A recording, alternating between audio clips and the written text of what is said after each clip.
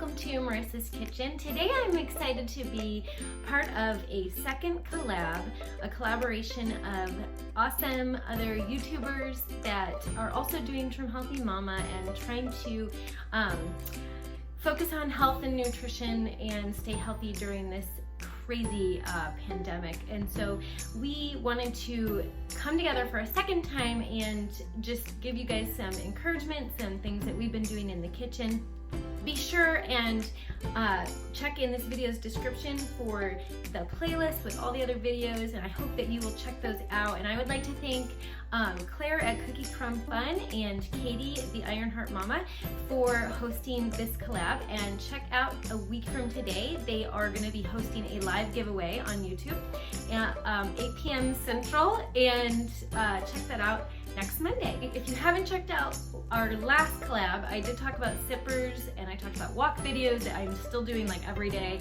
And you know what, as we talked about having other tips and stuff, I really struggle to know again, okay, like I'm the one floundering in the group, okay, whether I had anything to offer you guys, because I know I talked about this last time, but being a drive-through Sue, and you know, a lot of them are going to show their pantries, and honestly you do not want to see my pantry. It is kind of a mess and unorganized, and I wonder how many others of you are like me and you know, are really good at shoving things in your pantry. And so I'm gonna spare you that, and maybe some other day when I have it a little bit more put together I will show you, because I don't think you'd be able to make any sense out of it. But I have a couple tips that I have been recording as far as things that I'm doing to kind of pinch pennies right now.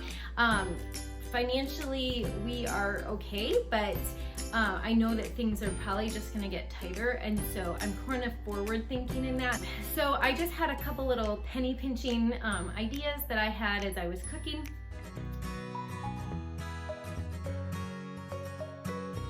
I just wanted to give a couple little quick cooking tips.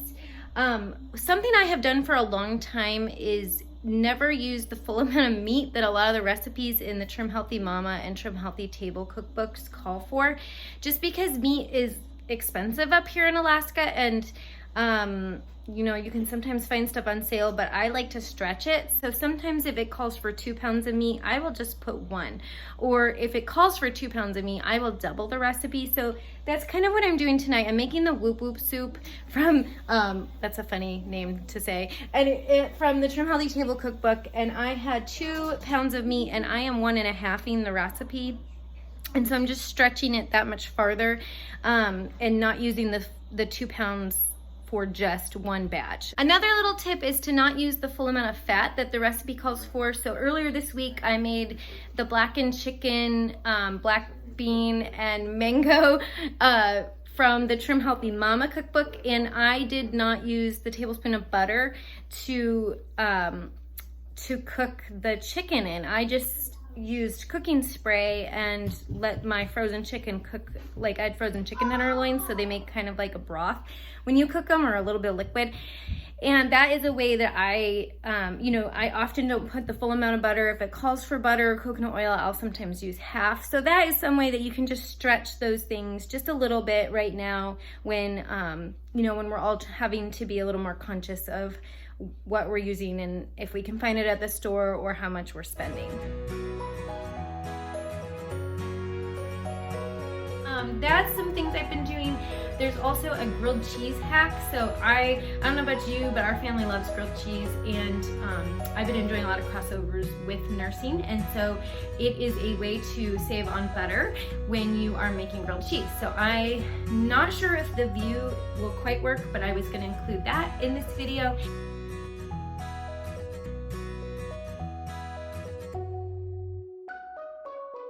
And I wanted to show you, my husband has this trick for making grilled cheese that uses less butter, and that you put the butter in the pan, you don't actually spread it on the sandwich. And then when it melts, you kind of smear it around, and then you plop the sandwich on top.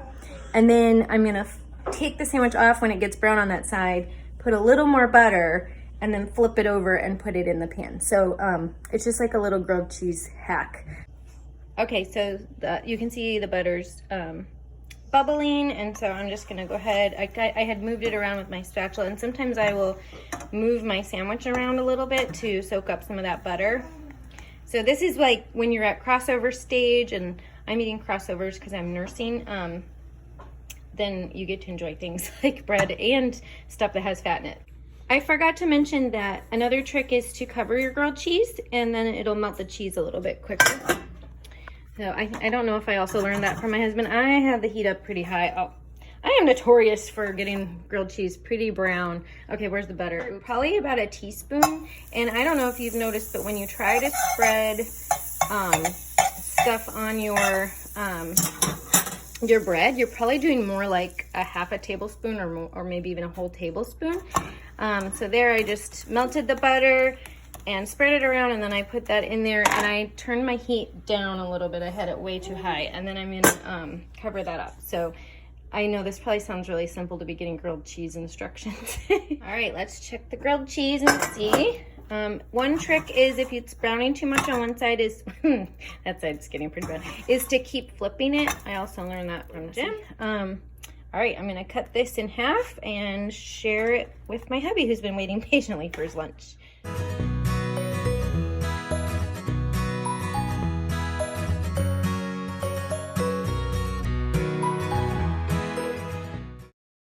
I also have been doing, I got back into making, this has been a favorite of mine, of the Trim Healthy Mama recipes, but the, not crock pot, the, oh, what is it called? I totally am mind blanking on this. This is not the moment to forget the name of the recipe. The Stovetop Crunch Granola. Okay, there's a chocolate peanut butter version. When you are making this on the stove, it smells like a no-bake cookie, which is one of my favorite cookies. And it is cheap because you're just mixing a little bit of peanut flour and sweetener and vanilla and oats, and then you are making that on the stove. So, but that is something I've been enjoying sometimes in the evening as an evening snack, since I am a nursing mama and need to, you know, have those carbs at night to make it through the night. So that is a cheap, really cheap snack. The other thing was I spent a lot of time this week putting together a video on this bread that I've been making that's really inexpensive. It's from Gwen's Nest website, if you're familiar with her. She is a Trim Healthy Mama and has this really easy bread, 3 ingredients, and I did this whole tutorial, but it ended up being like 20 minutes long.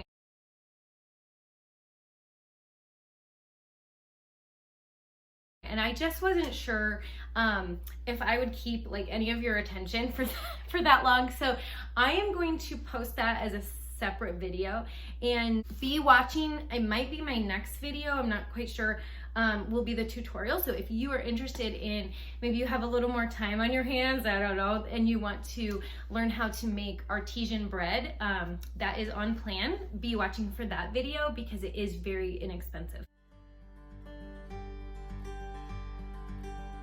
If you are struggling right now, I have been doing pretty good, and then this last week hit, and I was really having a hard time with everything. I'm gonna link to an article that I read that was very insightful on why I was feeling more irritable, why I was feeling more just exhausted with staying home, and this shed some light and also gave some really good tips. So I'm gonna include that in the video's description, but just know that you are not alone. We are all in this together, and I hope that you are able to find some time each day to take some deep breaths. And for me, just getting some time with God and telling Him that I'm not okay, that I'm struggling, that I need His help, has been a huge thing for me.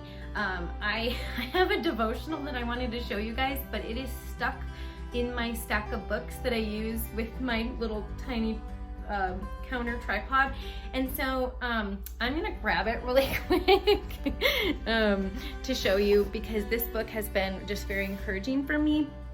It's called New Morning Mercies, and it is a daily gospel devotional, and it has just been exactly what I needed in this season, and I just came out of a really dark season of postpartum depression and anxiety, and God met me so many times through this devotional, and I highly recommend it. I will link to it below, but yeah, I just know that I can't get through life without him, and he is there waiting to be there with us in this uncertainty, in this stress that we're dealing with, loneliness, longing for people interaction, all these things that we're dealing with. We can go to God with those, and Jesus is so ready and willing to help us. So anyway, that's something that's been encouraging me, and I hope you will maybe check out that devotional. And if not, just reading a psalm a day has also been a blessing. I don't do it every day, but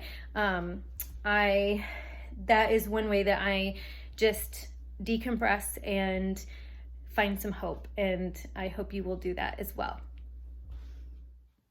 Thanks again for watching. Be sure and check out this video's description for links to the book, to the playlist, and the other channels. And I hope you are hanging in there, and I will see you next time.